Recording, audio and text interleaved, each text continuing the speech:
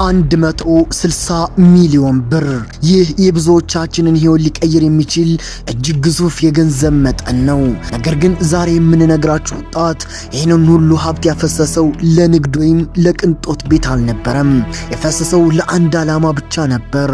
ተፈጥሮ የሰጠችውን የወንድነት ማንነት ሰርዞ የምኞቱን የሴትነት ቁንጅና ለመላበስ ነበር። ይህ ወጣት ቱሲ ይባላል። ዛሬ ላይ ሆነን ስናየው የዓለማችን ዝነኛ የዲስኒ ልዕልት የሆነችውን ጃስሚንን ትመስላለች። ነገር ግን ከዚሁ በስተጀርባ $1 ሚሊዮን ወይንም ከ160 ሚሊዮን ብር በላይ የፈሰሰበት የቢላዋና የመርፌ ውጤት ነው። ለመሆኑ አንድ ሰው እንዲህ ያለውን እጅግ ከፍተኛ መስዋዕትነት እንዲከፍል የሚያደርገው ምን ይሆን? ከወንድነት ወደ ሴትነት የተደረገው ይህ የ160 ሚሊዮን ብር ጉዞ እንዴት ተጀመረ? እስከ መጨረሻው አብራችሁን ቆዩም፣ ምክንያቱም ታሪኩ ከምታስቡት በላይ አስገራሚ ነው። ጉዞ የሚጀምረው ከዛሬ 20 ዓመታት በፊት ነበር። ቱሲ የተወለደው በካናዳ ሲሆን ወላጆቹ ደግሞ የኢራን ዝርያ ያላቸው ናቸው። ቱሲ የተወለደውም ሆነ ያደገው እንደ ማንኛውም ወንድ ልጅ ነበር። ወላጆቹም እንደ ወንድ ልጅ ያሳደጉት፣ ነገር ግን በውስጡ ትልቅ ትግል ነበር። ቱሲ እንደሚናገረው ገና በልጅነቱ በካቶሊክ ትምህርት ቤት ውስጥ በሚማርበት ወቅት ከሌሎች ወንዶች ልጆች የተለየ እንደሆነ ይሰማው ነበር። ተፈጥሮ የወንድነት አካል ብትሰጠውም አእምሮና ስሜቱ ግን ሴት እንደሆነ ይነግሩት ነበር።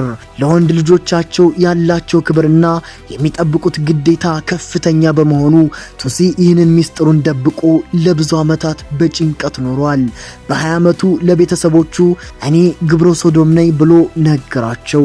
ነገር ግን ይህ ውሸት እንደነበር ራሱ ያውቃል። ግብረ ሶዶም ስላልነበር ሳይሆን ውስጡ እኔ ሴት ነኝ የሚል ጩኸት ስለነበረበት ነበር። ይህንን የውስጥ ማንነቱን ለዓለም ለማሳየት ደግሞ ትልቅ ውሳኔ መወሰን ነበረበት። አሁን ወደ ዋናው ነጥብ እንምጣ።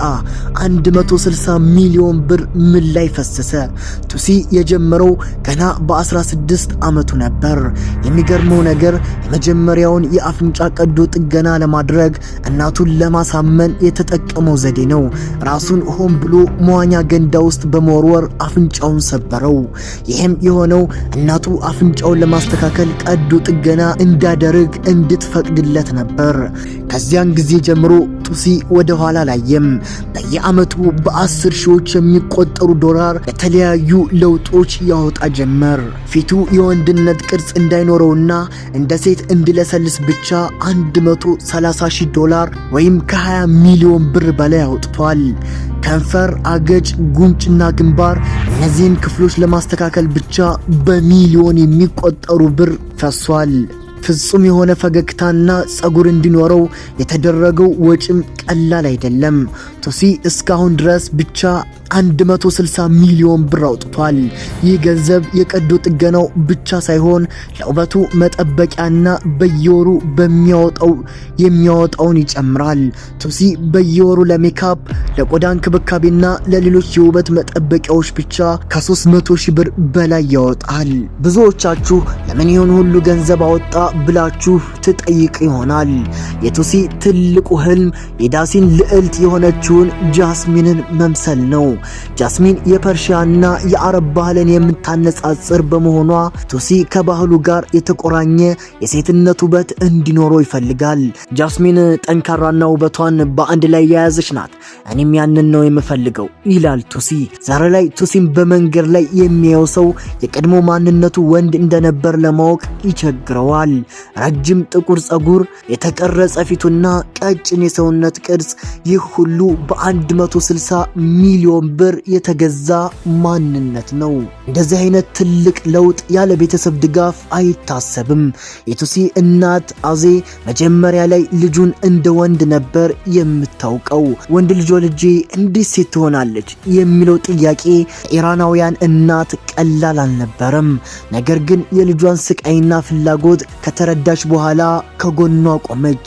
በቪዲዮውም ላይ እንደምታዩት ቶሲ ትልቅ የገዶ ጥገና አድርጎ ሲመጣ እናቱ በፍቅር ስትቀበለው ይታያል። ልጄ ደስተኛ ከሆነች እኔም ደስተኛ ነኝ ትላለች። ይሁን እንጂ በዓለም ዙሪያ ያሉ ሰዎች ግን እንደ እናቱ ደግ አይደሉም። በማህበራዊ ሚዲያ ላይ ተፈጥሮን ለውጠሃል፣ ገንዘብህን አባክነሃል የሚሉ ስድቦች በየቀኑ ይደርሱታል።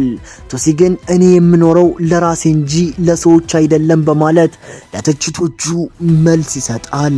የቶሲ ታሪክ ብዙዎቻችንን የሚያከራክር ነው። አንዳንዶች የሰው ልጅ ማንነቱን ለማግኘት የፈለገውን ያህል ገንዘብ ቢያወጣ መብቱ ነው ሲሉ፣ ሌሎች ደግሞ ይህ ተፈጥሮን መቃወም ነው ይላሉ። ነገር ግን እውነታው አንድ ነው። ቶሲ ዛሬ ላይ የፈለገችውን ማንነት አግኝታለች። ለዚህም 160 ሚሊዮን ብር ከፍላለች። ወደፊት ደግሞ የጡት ቀዶ ጥገና ለማድረግ ተጨማሪ 5 ሚሊዮን ብር በላይ ለማውጣት ተዘጋጅታለች። የቶሲ ጉዞ ገና አላበቃም። እናንተስ ምን ትላላችሁ?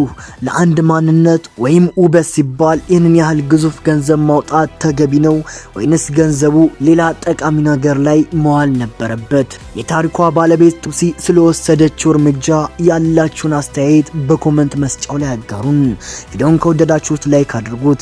እንደዚህ ያሉ አስገራሚና አነጋጋሪ ታሪኮች እንዲደርሷችሁ ቻናላችንን ሰብስክራይብ ማድረጋችሁን እንዳትረሱ። ስለተከታተላችሁን እናመሰግናለን። ቸር ቆዩልኝ።